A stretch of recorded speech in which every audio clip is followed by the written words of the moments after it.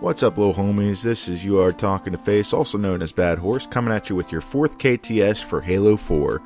This is the first one I'm doing by myself in the old regular fashion, so buckle yourselves in, and here we go.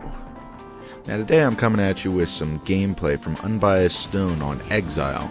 He's actually sharing a Warthog with Kiba in this game, and they actually do quite well. I want to take a look at some of what 343 did here on this map in setting it up for vehicles, and talk about maybe some changes that they're going to make in the future. Now, if you guys remember Halo Reach and Halo 3, you'll remember that the heavy vehicle maps that the game originally launched with often had vehicles that were overpowered. For example, the Scorpion got taken out of both Valhalla in Halo 3 and Hemorrhage on Halo Reach. Now, the Gauss Hog did eventually make its way back into multiplayer officially in the game type Big Team Heavies on Boneyard. But that was a game type that was specially designed around being able to have overpowered vehicles. However, having this type of unbalance in a Big Team Slayer game can be quite frustrating for those people who are on the ground as foot soldiers, and therefore you usually see these types of scale tippers like the Gauss Hog and the Scorpion removed in the first update. So I would not be surprised to see those go coming around in the first update, which will be in a month or two. Now, that said, that doesn't mean that you shouldn't be using this to your advantage, because the Gauss Hog on this map is extremely overpowered. All that it means is that you have to make that your #1 priority. Get in there and grab that thing. Make sure that your team is using the Gauss Hog and the other team is not. Now, of course, this map also spawns with a Scorpion. However, the Gauss Hog is much more maneuverable, and it can take out that Scorpion with just a few shots. So let's talk about where the other team fell short here.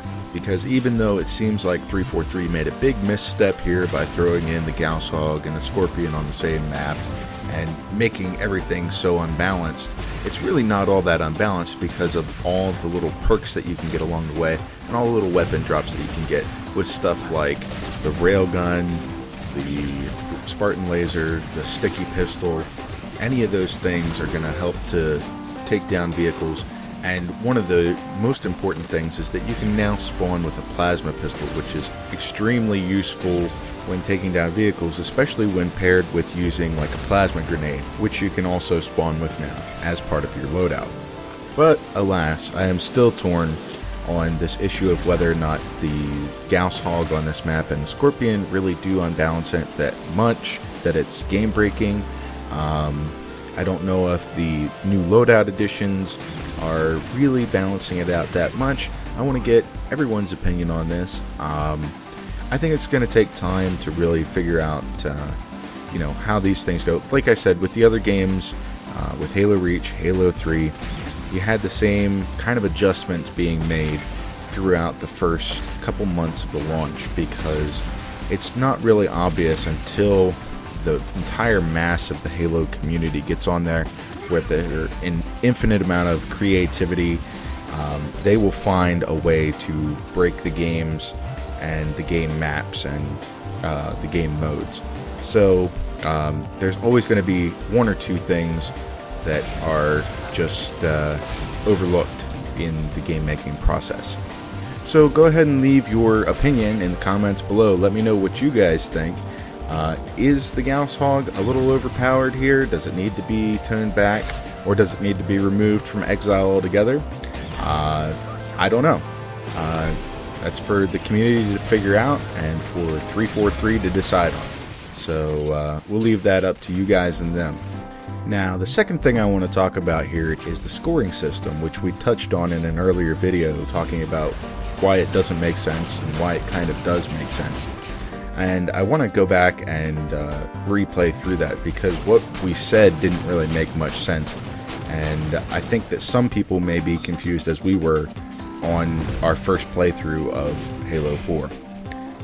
The little point signatures that you get up here for all of your different types of kills, your assassinations, you get an extra 15 points for multi-kills, that type of thing. those go towards your weapons drops, which is completely different from your score down here, which is confusing because you can see in the lower right hand corner that your kill count is not just a straight 1-to-1 ratio, it's a 1-to-10 ratio for some reason. Now, my thought is, the reasoning behind that is that it's going to allow for combination game types, for example, like your BTB heavies, to include those extra points for things like headshots, whereas in Reach, when you're in BTB heavies, when you got a headshot, that counted as 2 kills rather than 1. Well, in here they'll be able to fine-tune that a little bit more by being able to give you 5 or 3 or however many in-between points. That gives them an extra kind of decimal point system to be able to work with, and it'll give them a lot more freedom to more fine-tune those types of game types, and maybe even make some combination game types. Like, if you remember, Flag Slayer was a very interesting combination where you had the flag scoring, I think it was 50 points, and the top score, or the ending score, was like 250 points, and then you had each kill counting for 1 point yet besides that. So that's what I feel like that 10 point per kill thing is headed towards. Now, why they had to implement that in Slayer, where it doesn't seem to really make a difference whether or not it's multiplied by 10 or not, I don't know. Maybe it's just to get people used to the idea of seeing that type of scoring system. But I definitely think it has its merits in the long run. Still, this goes back to public opinion, N343, but I would definitely like to get your feedback on it. Of course, you're welcome to post your comments and opinions below, so let me know, let them know, let somebody know, for crying out loud, what you think of this scoring system, how you think it benefits it, and how you think they could improve it. Now, the last thing I want to talk about today is map guides. We're going to be making some. I want to know from you guys which maps you're having trouble with, which maps you're enjoying, which maps you want to see us do a map on.